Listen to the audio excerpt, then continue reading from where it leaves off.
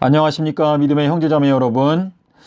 저는 오늘 이 시간에 엘리야가 먼 나라로 떠나가게 되는 것은 2024년에 성취가 된다 라고 하는 제목으로 여러분께 말씀을 드리겠습니다.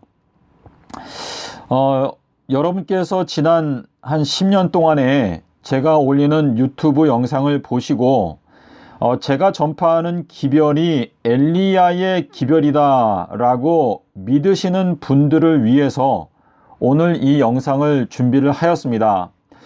그리고 믿지 않으시는 분들에 대해서는 요한복음 10장 38절에 있는 말씀을 권해드립니다. 예수님께서 말씀하시기를 너희가 혹시 나를 믿지 아니할지라도 내가 하는 일은 믿으라 라고 말씀을 하셨는데요. 저는 여러분께서 저를 엘리야라고 생각하지 아니하실지라도 제가 전파하는 기별은 성경에 비추어 봐서 옳다고 판단되는 부분들에 대해서는 믿게 되시기를 바랍니다. 이 영상을 볼 때 비난할 생각으로 이 영상을 보게 되면 그 영상 속에 여러 가지 유익한 점들이 있어도 그 비난할 생각에 사로잡혀서 별 도움이 되지 않는 경우가 많습니다. 저도 사람이기 때문에 때때로 실수를 할 수 있는데 비난하고 비방할 태도로 이 영상을 보지 마시고 이 영상 가운데서 유익한 점이 있는지 그 유익한 점을 찾아서 나의 것으로 만들기 위해서 이 영상을 보게 되시기를 바랍니다. 자, 그러면 계시록 3장 3절에 가면 내가 도적과 같이 오겠다라고 예수님께서 말씀을 하셨는데, 즉 예수님 자신을 도적으로 소개를 하였는데, 마태복음 24장 43절에 가면 도적이 어느 경점에 올 줄을 알았더라면, 자, 도적이 어느 경점에 오는데 그 앞에 집주인이, 자, 여기에 말하는 이 집주인은 우리 인간들 각자를 말하는 것인데, 내가 살고 있는 집은 나의 육체라고 하는 집입니다. 그래서 이 집에 내가 살고 있는 주인인데, 내가 그 집 주인으로서 도적, 예수님께서 어느 경점에 올 줄을 만약에 알았더라면 깨어서 그 집을 뚫지 못하게 하였을 것이다 라고 하는 말씀인데, 이 도적에 대해서는 제가 여러분께 드릴 말씀이 더 있는데요. 이 현재 2023년도에는 이 도적이 바로 엘리야를 가리키는 의미가 들어 있습니다. 자, 근데 그 내용은 제가 깊게 말씀드리지 않고요. 자, 마태복음 21장 33절에 가면 여기에도 집주인이 나옵니다. 집주인이 포도원을 새로 주고 먼 나라로 떠나갔다라고 하는 말씀이 있는데, 이 마태복음 21장의 이 비유는 바로 2024년도를 가리키고 있습니다. 자, 좀 더 확실한 내용은 마가복음 12장과 누가복음 20장 9절에 나타나고 있는데요. 여기에는 어떤 사람이라고 말하고 있는데, 이 사람하고 집주인하고 같은 존재라는 것을 증명하는 성경 구절이 이 마태복음 13장에 많이 나오는데, 어떤 사람이 포도원을 새로 주고 타국에 가는 비유를 말씀하기를 시작하셨다라고 하는 요 시작, 이 시작이라고 하는 단어가 마가복음 12장과 누가복음 20장에 두 번 나타나고 있는데, 이 마가복음 12장의 이 말씀은 아비벌 12일 날 월요일 날 예수님께서 하신 말씀인데, 다시 말해서 예수님께서 월요일부터 어떤 사람이 포도원을 새로 주고 타국에 가는 비유를 말씀하기를 시작하셨다라고 하는 의미가 되겠습니다. 자, 그러면 이 아비벌 12일 월요일이 가르치는 연도는 2024년도이죠. 다시 말해서 2024년도부터 어떤 사람이 포도원을 새로 주고 타국에 가는 이 비유가 이제 성취되기 시작한다라고 하는 의미인데요. 누가복음 20장 9절에 있는 내용도 역시 여러분께서 살펴보시게 되면 누가복음 20장 1절부터 8절에 있는 내용을 보시게 되면 침례 요한의 침례가 하나님께로부터 온 것인지 사람에게서부터 온 것인지 예수님께서 물어보시는 장면이 나옵니다. 자, 근데 이 침례 요한이 침례를 베푸는 그 장면은 AD 26년에 침례 요한이 침례를 주었고 AD 27년이 되었을 때에도 요한복음 3장 23절에 가면 침례 요한이 살림 근처 에논에서 침례를 주는데 요한이 아직 옥에 갇히지 아니하였더라 라고 하는 말씀이 요한복음 3장 24절에 나타나고 있습니다. 자, 그래서 지금 이 누가복음 20장 9절에 있는 말씀대로 요한의 침례에 대해서 언급을 하시고 그 다음에 바로 어떤 사람이 포도원을 새로 주고 먼 나라에 갔다라고 하는 말씀을 하셨는데 이 두 비유가 마가복음과 누가복음의 이 두 말씀이 지시하시는 때가 바로 2024년도를 가리킵니다.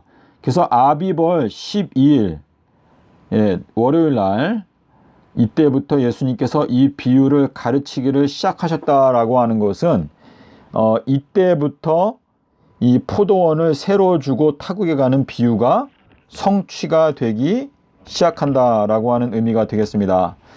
자, 그래서 여기에 보면 사람은 인자를 나타내고 인자는 서기관을 나타내고 서기관은 집주인을 나타내고 집주인은 엘리야를 가리키고 엘리야가 곧 주님의 제자를 가리킨다라고 하는 이 말씀은 여기 마태복음 13장에 그리고 마가복음 9장에 있는 내용을 여러분께서 확인해 보시게 되면 분명하게 알 수가 있는데 헬라어 원문을 보시면 더 좋은 게 사람이라고 하는 단어가 번역이 안 된 상태로 그냥 이 기록된 경우가 많기 때문에 헬라어 원문을 보시면 이 사람이라고 하는 단어가 많은 구절에서 빠져 있다는 것을 알 수가 있습니다.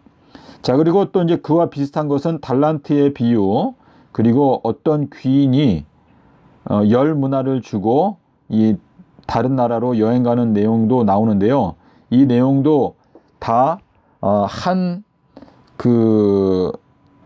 같은 범주에 속하는 비유다라고 말할 수가 있겠습니다.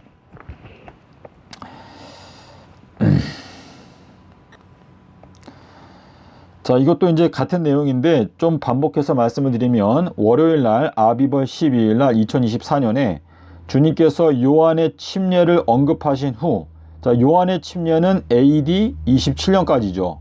그래서 이건 뭐냐면 이 마지막 시대에는 2023년까지 엘리야가 침례를 주고 그 다음에 포도원을 새로 주고 먼 나라로 간다라고 하는 것을 말씀하시는 것인데 이 시작이라고 하는 단어를 꼭 누가복음 20장과 마가복음 12장에서 확인하시기를 바랍니다. 자, 요한의 침례를 언급하시고 그 다음에 세리와 창기가 먼저 천국에 들어간다라고 말씀을 하신 다음에 그 다음에 포도원을 새로 주고 타국에 가는 어떤 사람에 대한 말씀을 하십니다. 자, 그런데 누가복음 19장에 가니까 세리, 자, 세리 삭개오라고 하는 것은 순결이라고 하는 뜻인데 세리 삭개오를 주님께서 축복하시던 도중에 어떤 비유를 말씀하시는가 하면 어떤 귀인이 이 열문화를 맡기고 먼 나라로 떠나간다라고 하는 비유를 말씀하시는 내용이 나옵니다. 그래서 우리가 알 수 있는 것은 세리와 창기가 먼저 하나님의 나라 천국에 들어간다라고 하는 말씀과, 그리고 그 먼저 들어가게 되는 세리 또는 창기가 포도원을 새로 주고 타국으로 간다라고 하는 의미가 그 밑에 깔려 있다라고 말할 수가 있는데, 어떤 사람이 타국에 갈 때에 자기의 소유를 맡긴다라고 말했습니다. 예, 그래서 이것도 역시 이 마지막 시대에는 그 엘리야의 사명을 말하는 것인데, 번개가 동편에서 나서 서편까지 비춘다라고 하는 이 말씀은 엘리야의 기별이 동쪽에서 들리고 그 다음에 이제 서쪽까지 비춘다, 또는 서쪽에서 비춘다 라고 하는 의미가 들어 있습니다. 자, 그리고 이제 여기에 두 증인에 대해서 여러분께 말씀을 드리고자 하는데요. 지금 이 두 증인에 대해서 제가 왜 심각하게 생각을 하는가 하면은요, 여러분께서 지금 여기 사진에 보시는 이 31권짜리 가로가 20cm, 세로가 29cm짜리 책들인데, 이게 31권이 있는데, 이게 진숙자매를 통해서 주신 이 예수님의 메시지인데요. 1999년부터 2002년까지 31개월 동안 예수님께서 진숙자매를 통해서 주신 메시지인데, 이 메시지의 내용을 살펴보게 되면 참 가슴 아픈 내용이 적혀 있는데,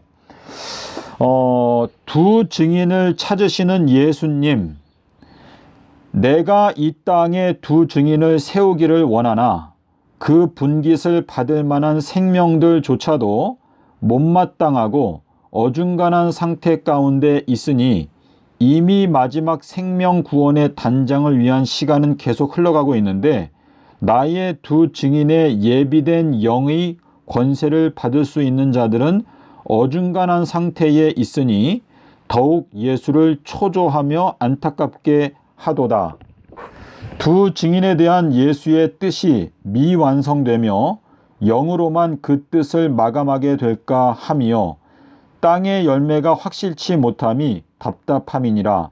죽음조차 두려워하지 아니하고 목숨 바쳐 일할 수 있는 그릇들을 어디서 찾을꼬, 어디에도 이러한 예수의 마음을 대신 위로해 줄 만한 자들이 없도다.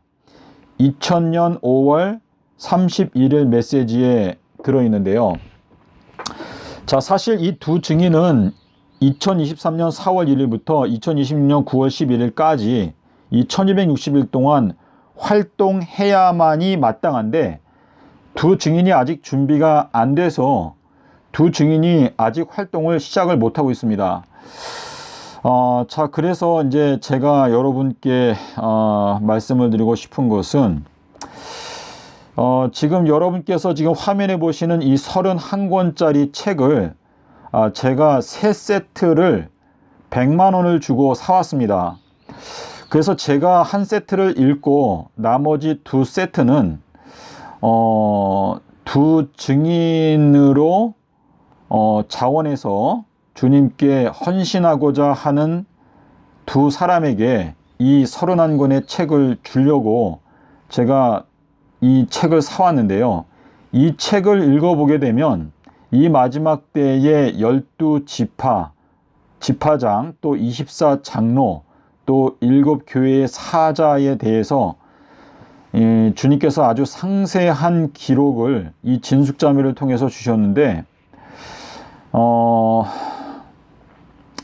여러분들 중에서 두 증인이 되고자 하는 분들, 이 두 증인은 이 두 사람뿐만이 아니고 예수님께서 제자들을 보내실 때도 다 둘씩 짝지어서 보냈기 때문에 저희들은 어차피 두 증인이 되어야 합니다. 그리고 이 12제자들이 전부 다 예수님을 위해서 목숨을 버리겠다라고 결심을 하였는데, 자기 자신의 목숨까지도 미워하는 그러한 결심이 없으면 저희들은 주님의 제자가 될 수가 없습니다. 두 증인도 될 수가 없고 또 12 제자에 들어갈 수도 없다라고 하는 뜻인데, 계시록 11장에 보면 이 땅에 주님 앞에 모셔서 있는 두 등경이다 라고 말하고 있는데, 그 계시록 11장에 나오는 이 땅의 주, 자, 땅의 주라고 하는 것은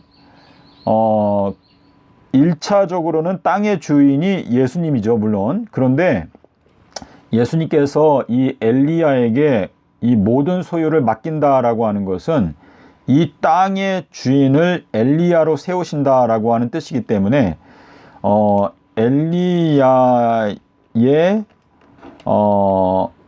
그 섬김을 통해서 이 두 증인이 세워진다라고 하는 의미가 되겠습니다.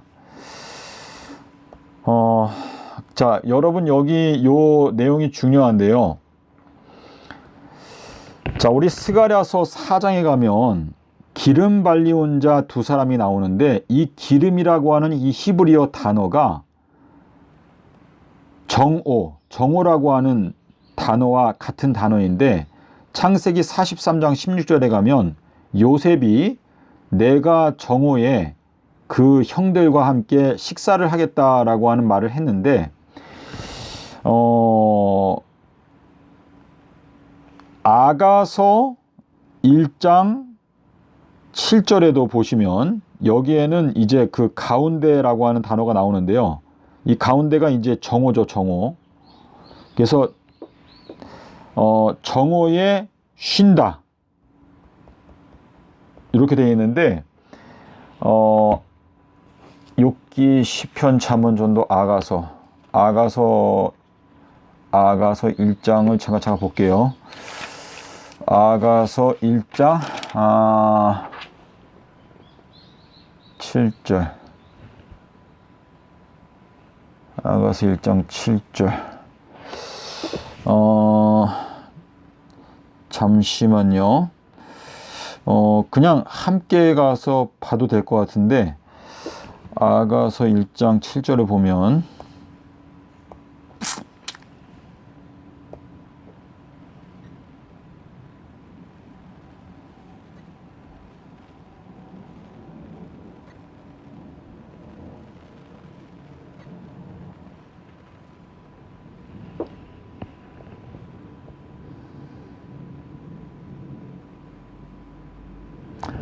네, 여기는 이제 여기 오른쪽 두 번째 줄 맨 오른쪽에 있는 눈이라고 하는 6672라고 하는 단어를 들어가 보면은요, 여기에 이제 그 초르, 그래서 이 눈, 이게 정오라고 되어 있죠. 자, 그래서 이 가운데라고 하는 뜻인데요. 아까 스가랴서 4장 14절하고 같은 단어가 사용이 되었습니다. 정오에서 그러니까 정오 가운데에서 우리가 휴식을 얻을 수 있다라고 하는 의미인데, 자, 우리 이 기름 발리운 자 두 사람, 이 두 증인은요, 반드시 수요일 십자가 진리를 깨달은 사람 중에서 선택을 받는 것입니다. 그리고 이제 여기 헬라어는 제가 이거 영상에서 한번 말씀을 드렸는데요. 사도행전 22장 6절, 26장, 그리고 사도행전 8장을 보게 되면 이 남방 여왕, 그것도 결국은 다 수요일 십자가 진리와 연관이 있는 것인데, 이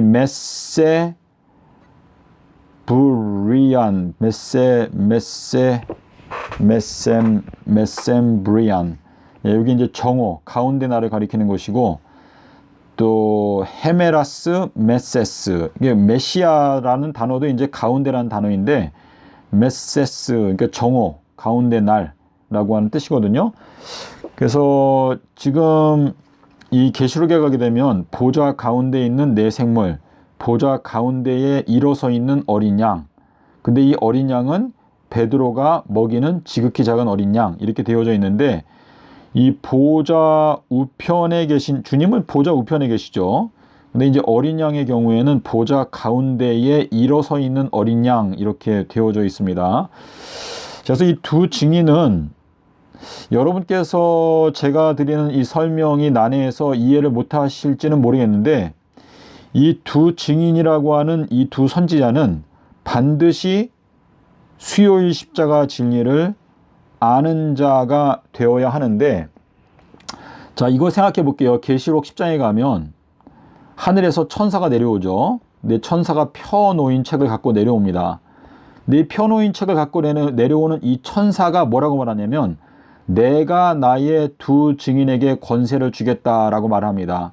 그래서 지금 내가라고 하는 것은 이 내가는 결국은 이 천사 자신을 말하는 건데, 이거는 뭐 이 천사가 자기를 높이려고 한다는 뜻이 아니라 이 천사가 다니엘서의 7 인봉을 펴서 그 책을 갖고 내려오는데 그 책을 이 두 증인에게 준다.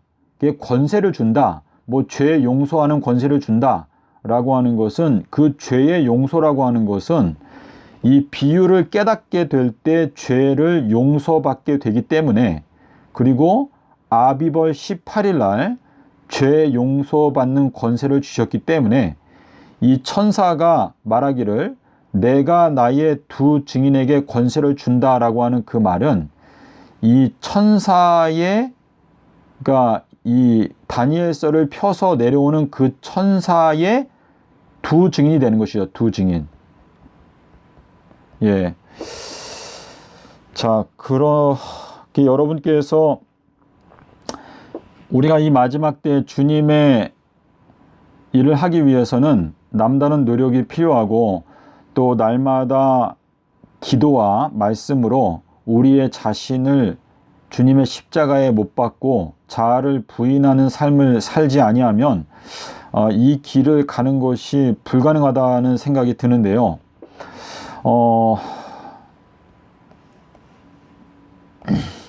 자, 요거를 제가 말씀드리겠습니다. 자, 주님께서 이 마태복음 7장에서 적은 무리만, 이 적다는 것은 이제 8명이라고 말씀하셨는데, 베드로전서 3장 20절에 보면 구원을 얻은 자가 적으니 8명밖에 없었다라고 말했는데, 이 마지막 때 8명이라는 뜻은 아니지만 그만큼 적다라는 뜻인데요.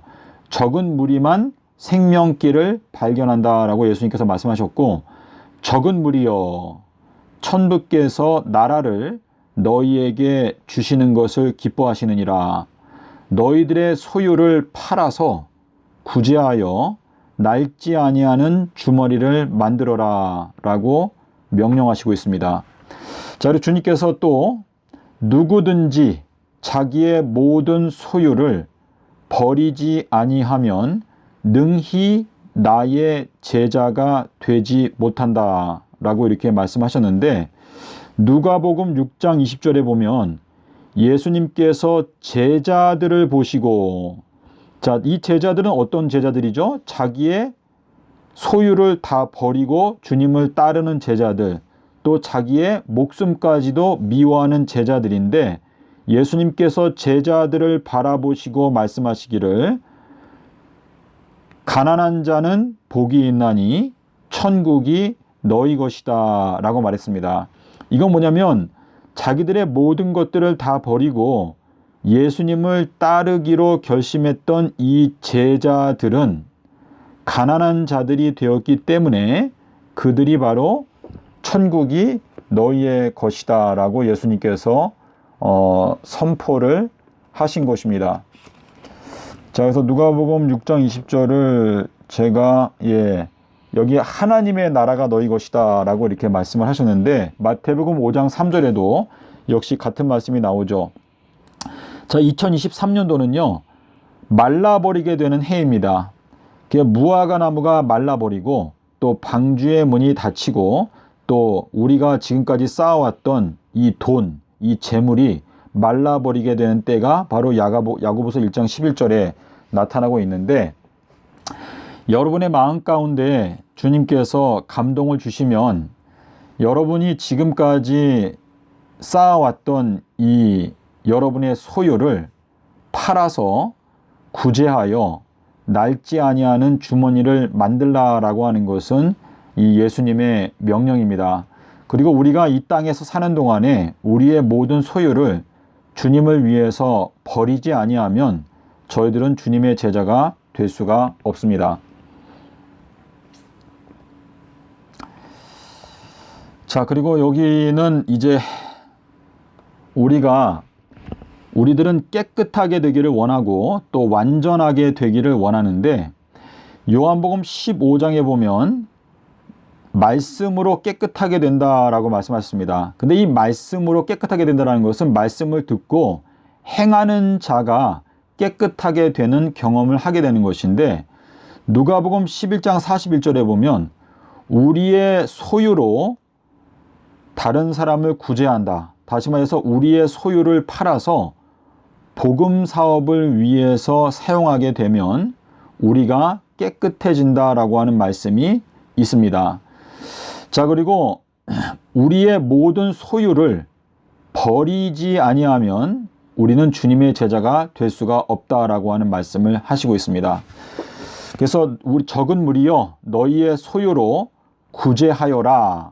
너희가 구제하게 되면 너희 자신이 깨끗해지는 경험을 하게 될 것이다 라고 말씀하셨고, 자, 요한일서 3장 3절에 보면 주님의 깨끗하심과 같이 자기를 깨끗하게 하라라고 하는 말씀이 있습니다.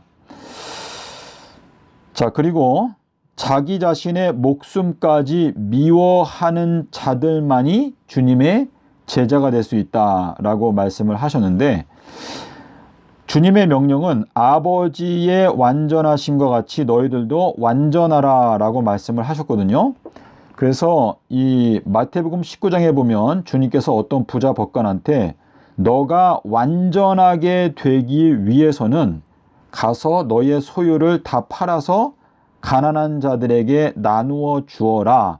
그리하면 하늘에서 보화가 너에게 있을 것이고 그리고 와서 나를 쫓으라 라고 말했는데, 이것은 이 마지막 때에도 마찬가지입니다. 우리가 완전하게 되기 위해서 주님께서 우리에게 처방하시는 처방은 너가 완전하게 되기를 원하면 너의 소유를 다 팔아서 가난한 자들, 심령이 가난한 자들에게 진리의 말씀을 나누어 주기 위해서 그 소유를 사용해라 라고 하는 의미가 되겠습니다. 예수님은 모든 소유와 그분의 목숨을 버리고 완전하고 깨끗하게 되셨습니다. 주님께서 목욕한 자는 발밖에 씻을 필요가 없느니라. 너희가 다 깨끗하다라고 말했는데, 자, 이 발이라고 하는 것이 이제 요나의 표적 삼낮삼밤 땅속에서를 말하는 것인데요. 우리가 이 말씀을 통해서 우리가 물 침례를 받는 것이 목욕하는 것이고, 그리고 발을 씻는 것이 이제 이 마지막 관문인데, 우리가 물로 씻어서 이거는 침례, 물 침례를 받고 우리가 깨끗하게 되고, 자, 물로 씻는 것은 우리가 물 속에 장사 지낸다. 우리 자신, 우리 자아를 완전히 주님의 뜻에 굴복시키고 죽는다라고 하는 의미가 들어 있습니다. 그래서 사도 바울은 내가 날마다 죽노라 라고 말을 했는데, 우리의 인생 전반, 우리의 인생 동안에 저희들은 날마다 주님의 뜻에 우리 자신을 굴복시키는 죽는 경험을 해야 하는 것이죠. 그리고 말씀으로 깨끗하게 된다 라고 하는 의미가 되겠습니다. 그래서 오늘 어느 정도 여러분께 말씀을 드렸는데요.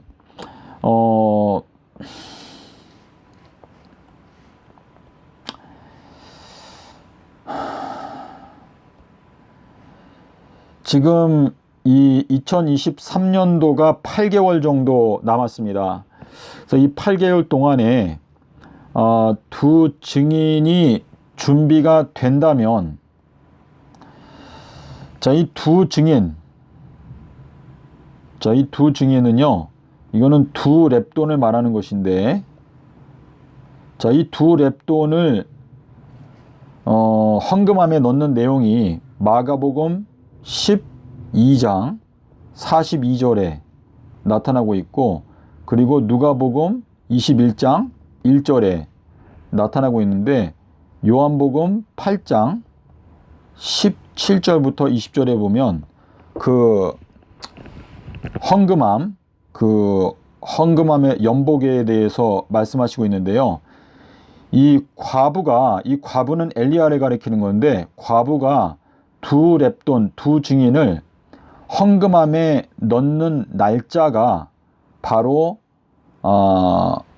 월요일이었습니다. 그래서 이것이 이제 2024년도를 가리키는 건데요. 2024년도가 되어서야지 이 두 렙돈, 두 증인을 하나님께 봉헌드릴 수 있는 것이 가능하게 되었다라고 하는 의미인데, 지금 8개월 정도 남았습니다. 그래서 여러분 중에서 내가 주님을 위해서 목숨을 바치겠다라고 하는 결심이 있으면 주님께 개인적으로 그 결심을 말씀을 드리고, 이 두 증인으로 선택받기 위해서 여러분께서 준비할 수 있는 시간이 이 8개월 정도 남아있다라고 하는 것을 기억하시고, 여러분께서 적극적으로 이 전 세계를 경고하기 위한 이 특별한 사명을 감당하기 위해서 이 남아있는 8개월 동안에 필사적인 노력을 함께 기울이게 되는 여러분과 저가 되었으면 하는 바람입니다. 저희가 정말 이 다졸며 잘세, 열처녀, 다섯처녀, 미련한 처녀, 또 다섯처녀 지혜로운 처녀들이 다 졸며 잤었는데요. 이제는 자다가 깰 때가 되었습니다. 왜냐하면 밤중에 소리가 나되 보라 신랑이로다 맞으러 나오라 라고 말했는데요. 이 밤중이 시작되는 것이 2023년입니다.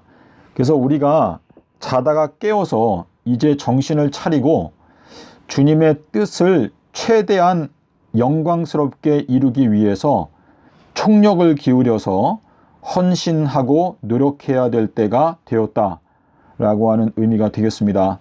부디 여러분의 심령을 성령께서 감동하심으로 하나님의 나라가, 또 하나님의 이 마지막 경고의 기별이 온 세상을 덮을 수 있도록 우리 각자의 온전한 헌신이 나타나게 되기를 기원합니다. 감사합니다.